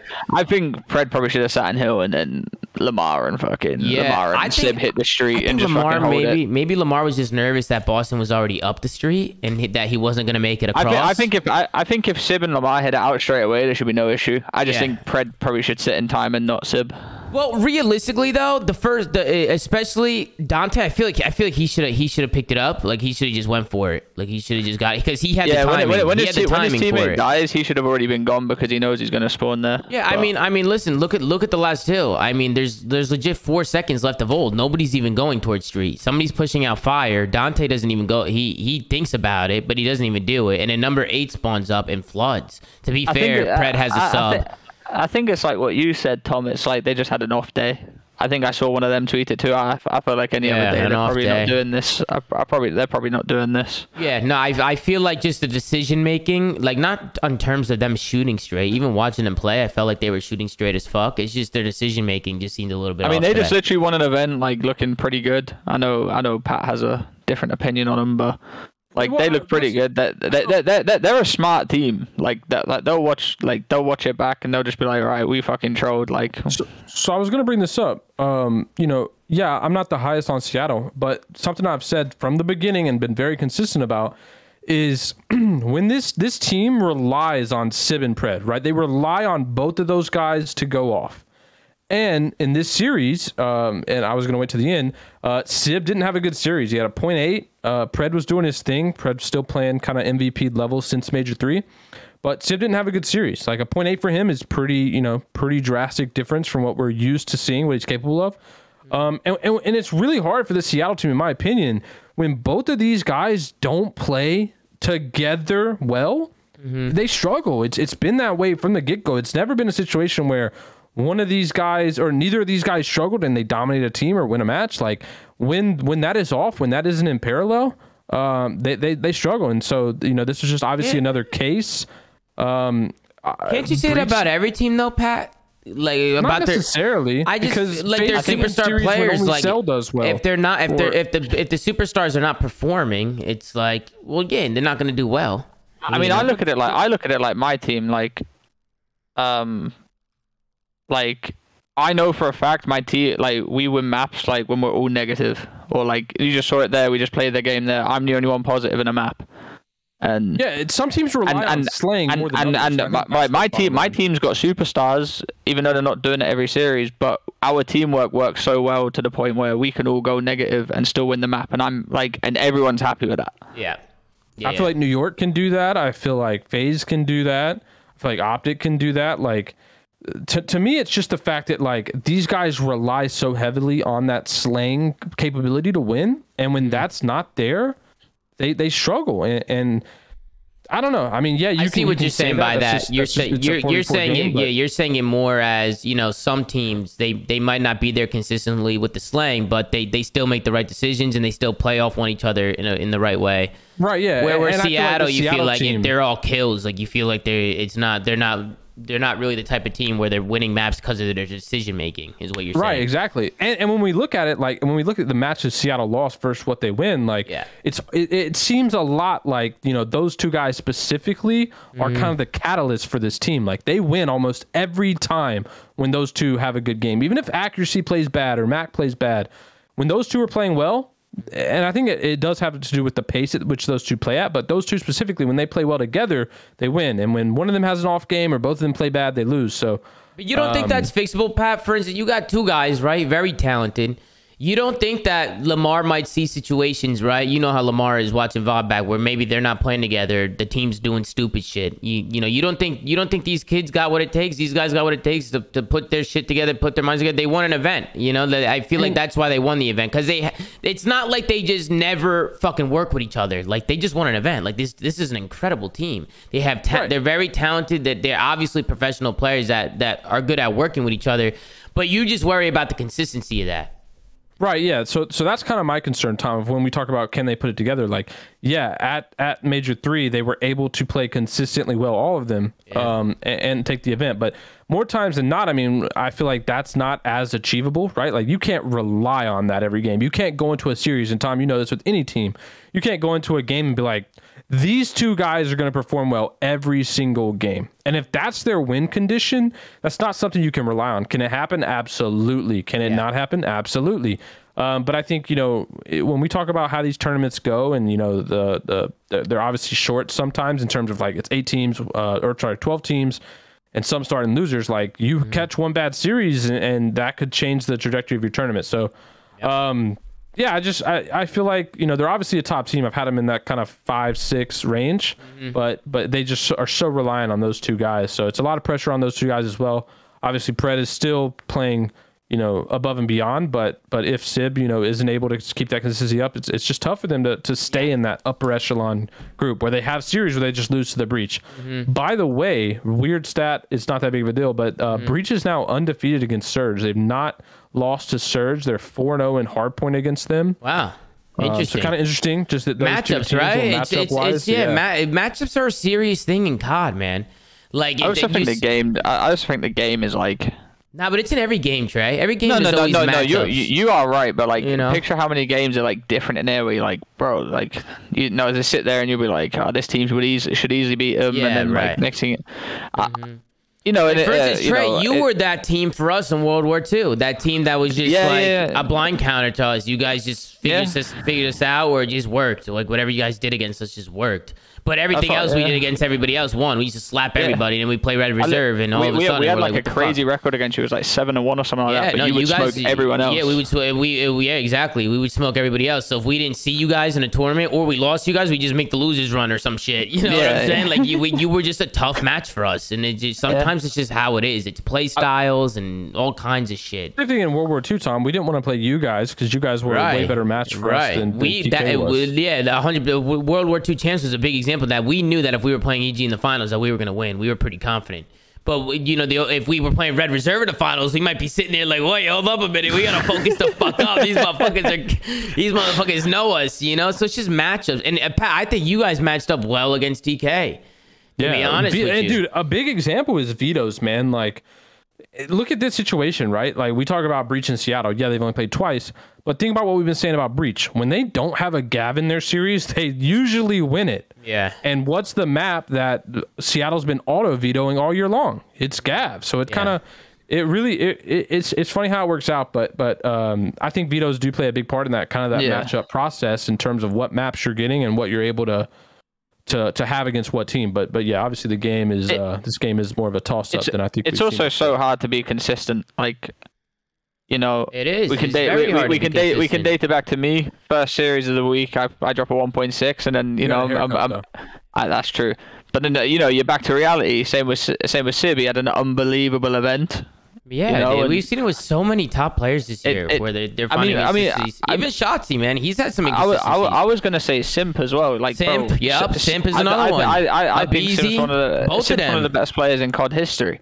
Yeah, you know, all of them. like, you know, they're all having the same issues. We keep talking about the same issues with different players. Everybody's having the same fucking problems. There's like a, and it's so hard to be that consistent at any level, like no matter what game you're on. But we've seen it a lot more in this game than any other game in COD. Yeah. I agree. The way the games are designed nowadays are crazy. You know, I agree. I don't think the right thought process is there when they're designing them. I think they're thinking about other things when they need to be thinking about the most important things, which is maps and spawns and all the gunplay of it all, just the simple things that we need to make a good competitive COD. And I just feel like that focus isn't there. But I mean, we saw it right a few years ago, that interview, right, when Modern Warfare dropped. The intent was to lower the skill gap, and I think that's bleeding into competitive, and we're seeing that more and more each year of what that kind of looks like. I think Cold War was a little bit of a example back to reality of what it looks like when the game isn't as inconsistent, but yeah, I think when we look at the game's skill gap and how it's been adjusted and how it plays, we're obviously seeing that result. We still have yet to have one repeat winner. So no, 100%. And listen, before we get into the standings a little bit, I just had a couple questions that I took from the chat. Some people want us to talk about a few things. One of them being Illy. That was an announcement this week. Illy's coming back for Optic Texas. Shotzi, he said it on stream that he's been practicing with the squad. He also put some scoreboards up. I think he put a scoreboard up of Illy just frying and doing his thing. What do you guys think about that? You scrimmed him, and how was Illy? How was he doing? He's doing his thing? Yeah, I mean, hell yeah, that's awesome, man. I'd love to hear that. At Major 3, I was like, I saw Illy backstage, and he said he's going to come back, and then obviously he went through a little rough patch. I was like, I can't wait to play against you. He's like, I can't wait to play against you too, man. Yeah, that's funny. You guys are talking a little shit. Just like, I've been like, since Illy came in, he's a really nice person. Yeah, he's a good kid, man. I like Ender too. I'm glad he is back. Obviously not glad he's back for competition wise, but it's nice to see a friend like back in action. It was just a little weird because he was in and then he was out and he was in and he was out. But I definitely think that if he's playing and they're letting him play, that everything's got to be okay. Doctor must have cleared him. He must feel great and he was cleared last time, right? Where he came in for a week and then bounced, right? That was weird. That was a little weird. I don't think the fact that it was a week ago, right, is where it was confused me a little bit because I just didn't know what was going on. I still don't really know what's going on, so it's hard for me to comment on it. I can't speak for him because I'm not him and I'm not playing with his hand. But when we scrimmed, it was just he didn't seem like off at all.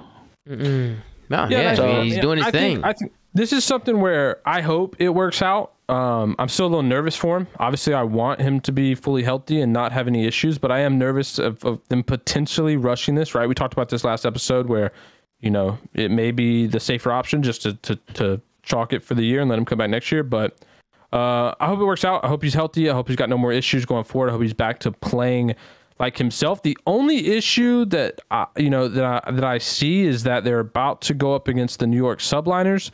So it kind of really sucks for him that he's coming back and Shotzi's going to have to play against Crim, which we know he can't win. So it's a rough series to return on.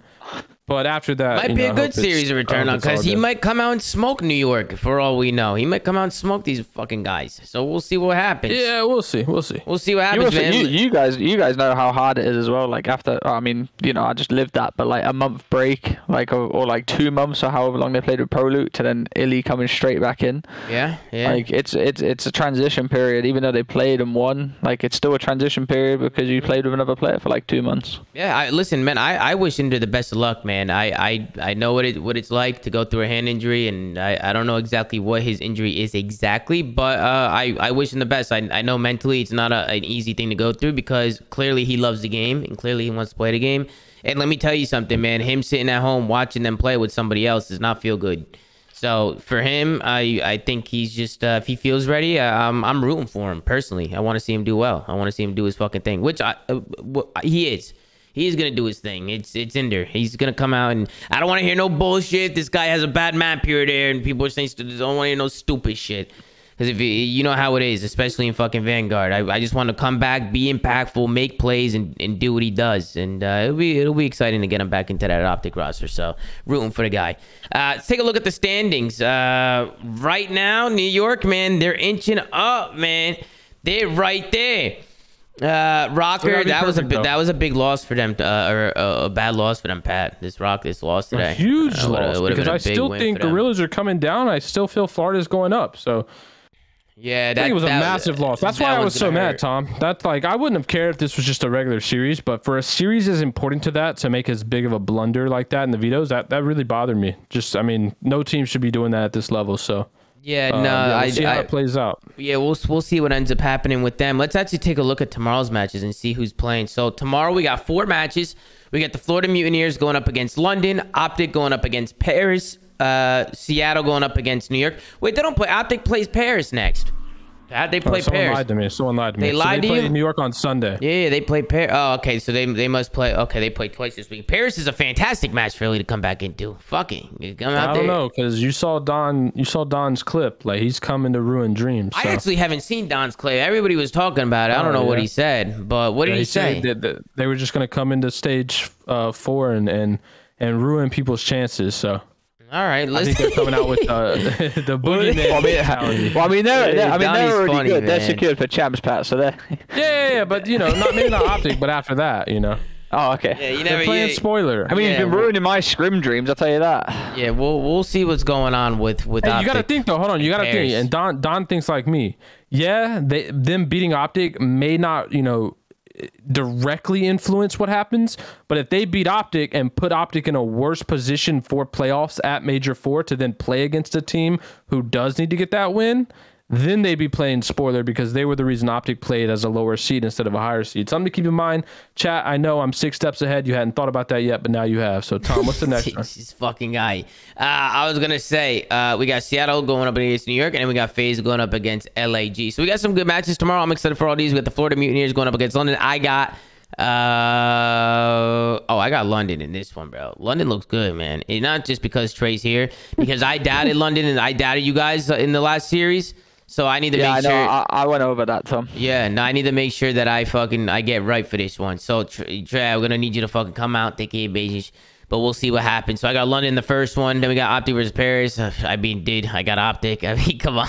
20 points, Paris. What are you going to do? Seattle Surge going up against New York. I personally got New York after a shaky day from Seattle. And New York just really needs this shit right now. I just feel like New York is just going for an undefeated stage. They're 2-0 right now.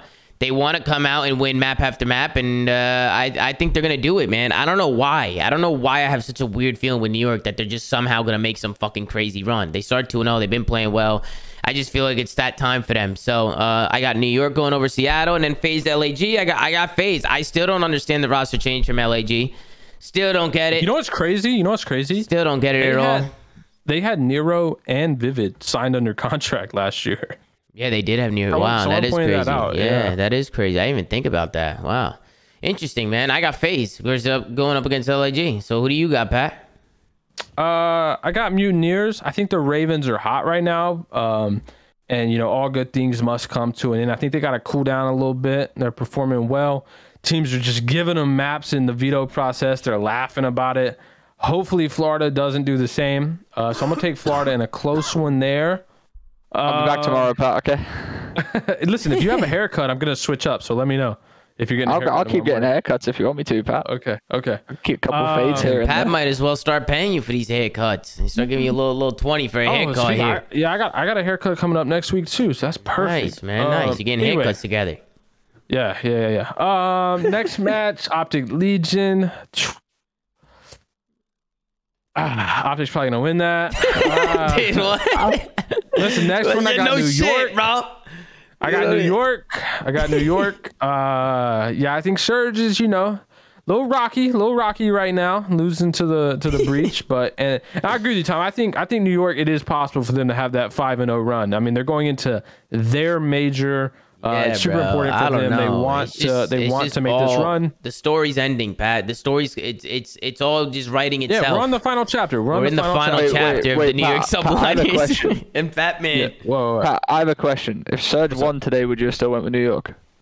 Yeah, I think New York's gonna go 5-0. I think they can do it. We looked at their matchups early on. I think they got like this one and one more tough one, but I think they can. I think they have a solid matchup this time. They play Optic on Sunday. And I think that should be a win for them. So Krim actually tweeted me today after we beat Minnesota because every win that's not from Florida and Minnesota is good for him. Right. And he tweeted me the salute emoji. So yeah. That's a fire emoji, by the way. The firing range every day. He's been driving his Porsche to get coffee. Like he's living, bro. He's locked. Yeah. He's locked for sure. That man is locked in. So I got him making this at least online run in the qualifier.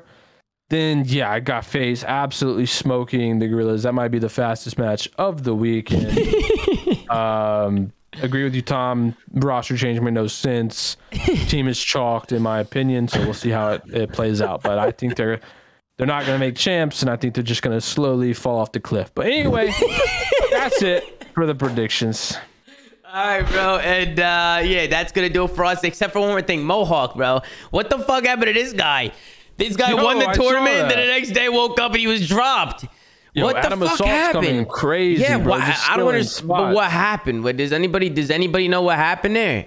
I think they just wanted to improve. We've seen situations like that. I think they as a team, obviously I don't know, but as a team, I think, you know, if the team believed that with the better main AR, that they would do better and dominate champs. And I think they eliminated competition, right, in this move. I mean, Assault was on a good team, the team that was winning back-to-back cups. Mm-hmm. So I don't know. I you know, Assault's obviously a super talented player. No disrespect to Mohawk, but I you know. I picked up Damon and I dropped Clay, right? And I looked like a moron, but it was obviously the right move to make. So it's just a situation where you're thinking long term, you want to win, you want to stay on top, you got to make the tough choices. I think this was one of them. So they obviously needed a main AR if they're dropping Mohawk, and I think they got one of the best ones, if not the best one in Challenger. Assault had been dominating the cup, so you know it's a shitty thing to see, especially when a team just comes off a win and they dominate the way they did, but if it ends up to them holding the trophy at the end of the year, it was the right play to make. It doesn't look like it in the time, in the you know the present, but it does in the future. So we'll just have to see. I mean, it's tippable. You know, straight after a win, and you want to change, it's tippable. Mm-hmm. To me, it felt like they had already wanted to make the change, right? They just still had the elite playoffs coming up because it was right after. It literally felt like it was like win or lose after the elite playoffs. They were making this change. That's kind of what my take was. Yeah, all I know is that Scrappy kid's good as fuck. He's got he likes to talk shit, got a little ego on him, but he's confident, you know? That's what you like to see out of a young rook.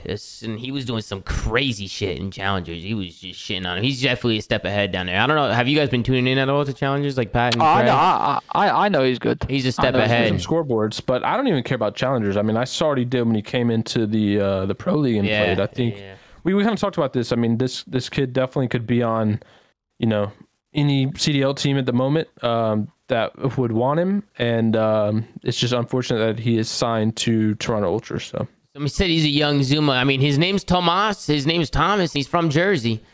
That's how I was. I was like that too when I was younger. I definitely like to talk a lot of shit, but that's because everybody was always talking shit. So I mean, the young guns nowadays, bro. That's what it is. Yeah, I mean, you're in the pit, bro. Like, yeah, you're in the pit. I mean, bro, when I was coming up, everybody was always running their fucking mouth. So what do you gotta do? You gotta run your mouth back. I don't know if fighting fire with fire is the best advice, but you take it how you want it. But that's just how it was. And then as you get older, you kind of get out of it. But, man, that's going to do it for us, man. I hope you guys enjoyed today's show. Thank you guys so much for watching. Trey, thank you so much for coming on. It's an absolute pleasure having you on, man. Thank you. Anytime, man. And then who else came on? Tony came on for a little bit, and I don't know what the fuck was going on in that room, but shout out to him and anybody who came on. Shout out to Chris and Pat. And as always, man, thank you guys so much for watching. Like, comment, subscribe. Make sure to go to anchor.fm/theflank. Yes, sir. Vote for me if you'd like. Go to anchor.fm/theflank to check out all the audio sites around, and go follow at the flank on Twitter. Gersh doing a phenomenal job running socials, so make sure to go follow at the flank. Take care, brush your hair, and we'll see you guys tomorrow in another episode of the flank, man. Peace out. Peace.